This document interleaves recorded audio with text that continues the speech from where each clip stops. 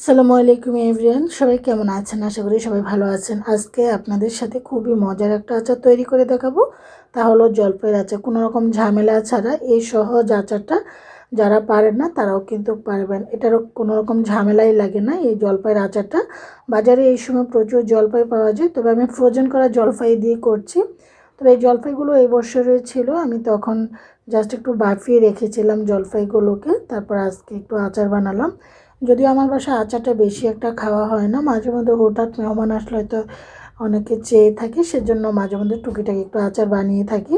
অন্যান্যদের মতন আমি বেশি একটা আচার বানিয়ে রাখি না। তো এখানে জলপাইগুলো আমি এখানে গরম পানির মধ্যে আর একটু সিদ্ধ হতে দিয়েছি, যেহেতু আমি পুরোপুরি সিদ্ধ করে ডিপে রাখিনি। জলপাইগুলো সিদ্ধ হয়ে যাওয়ার পর আমি পানিটা ছেঁকে নিয়েছি। এখন একটা মশলা তৈরি করব। এখানে দিয়েছি হলো 1.5 চামচ এখানে পাঁচফোড়ন, 1 চামচ এখানে আস্ত ধনিয়া, 7-8টি শুকনো মরিচ, 2টি সবুজ এলাচ আর 2 ফালি দারুচিনি, একটি তেজপাতা দিয়ে এগুলোকে হালকা করে একটু চুলাটা লো ফ্লেমে রেখে ভেজে নেব। এতে করে খুব সুন্দর একটা ফ্লেভার আসবে। অবশ্যই আপনার কিন্তু কাঁচা অবস্থায় করতে মশলাটা ভাজা হয়ে যাচ্ছে। আমি ব্লেন্ডার গ্রাইন্ড করে নিচ্ছি।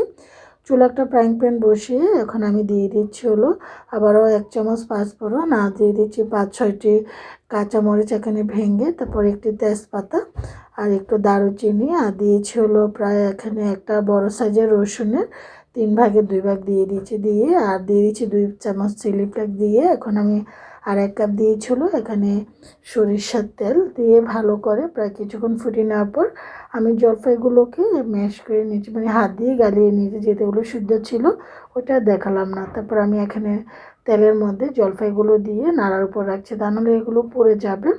তো এখন আমি এগুলোকে উল্টে পাল্টে দিচ্ছি। রসুনটা অপশনাল, কারণ রসুনটা আমার কাছে আচারের মধ্যে ফ্লেভারটা খুবই ভালো লাগে, সেজন্য দিয়েছি।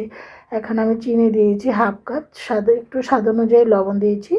মিষ্টিটা আপনার টেস্ট উপর নির্ভর করে। আমি পরে আরও প্রায় এখানে 1/2 কাপ দিয়েছি। টোটাল এখানে প্রায় আমি 1 কাপের কাছাকাছি দিয়েছি, পুরো 1 কাপ দিইনি। দিয়ে এখন নেড়ে চেড়ে ভালো করে আমি আচারটাকে কিন্তু তৈরি করে নিচ্ছি। এই আচারটা একেবারেই সহজ, আপনারা দেখতেই পেয়েছেন। আমাদের ঘরের সবারই কিন্তু আমি যে জিনিসগুলো দিয়ে আচারটা তৈরি হচ্ছে সেগুলো থাকে। এখানে আমি 1/2 চামচ বিট লবণ দিচ্ছি, এতে করে টেস্টটা কিন্তু দারুণ আসে। আচারটা আমার আস্তে আস্তে হয়ে আসছে আর এত সুন্দর ফ্লেভার বের হচ্ছে। তবে আমি এখনও সেই মশলাটা যে তৈরি করেছি সেটা এখনও দিইনি।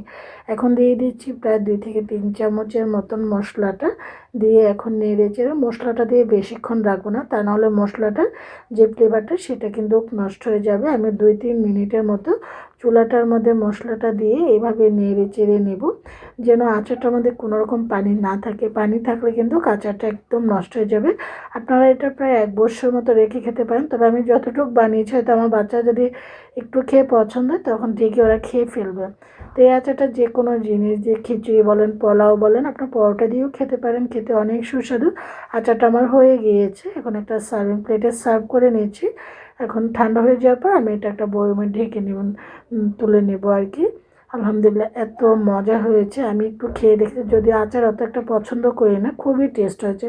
আপনারাও ট্রাই করতে পারেন। ভালো থাকেন, আল্লাহ হাফিজ।